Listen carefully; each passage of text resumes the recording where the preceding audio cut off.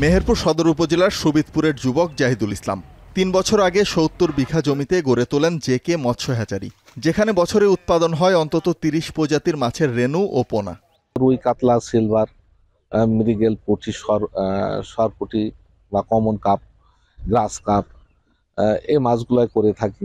বাইরে থেকে যে মাছগুলো আসে সেগুলো মনোসেক্স এবং গুলশা, পাবদা, ট্যাংরা, এগুলো আগামীতে আমরা এগুলো তৈরি করব। মৎস্য বিভাগের হিসাবে মেহেরপুরে জলমহল আছে প্রায় ৪,৫০০ হেক্টর, জলাশয় ৬,৬৭৯টি। বিপুল পরিমাণ রেণু ও পোনার চাহিদার বিপরীতে জেলার একমাত্র সরকারি হ্যাচারি পূরণ করে ১০% কম। তবে জেকে মৎস্য হ্যাচারি পূরণ করে ৬০%।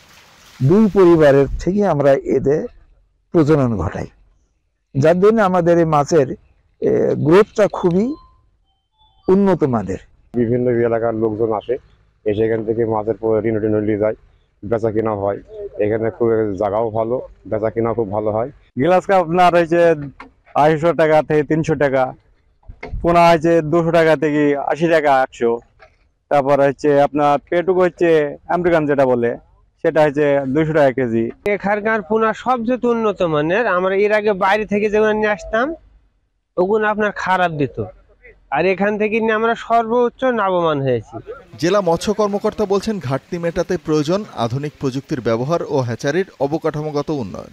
এখানে যে হ্যাচারির যে টার্গেট আছে বা হ্যাচারির যে ক্যাপাসিটি আছে, সেখান থেকে এর চেয়ে বেশি উৎপাদন করা কঠিন। এখন আমরা যদি অবকাঠামোগত উন্নয়ন যদি আমরা করতে পারি, তাহলে আমাদের রেণুর প্রোডাকশন বাড়ানো সম্ভব হবে। মেহেরপুরে বছরে মাছের রেণু ও পোনার চাহিদা অন্তত ২,৫০০ কেজি।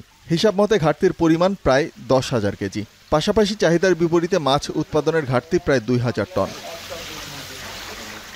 এখন মেহেরপুর।